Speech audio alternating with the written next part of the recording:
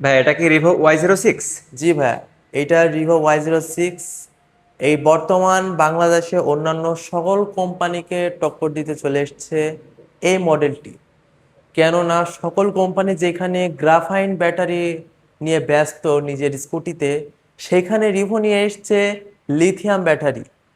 এবং শুধু এইটা লোকাল ব্র্যান্ড না, ইটস আ ইন্টারন্যাশনাল ব্র্যান্ড।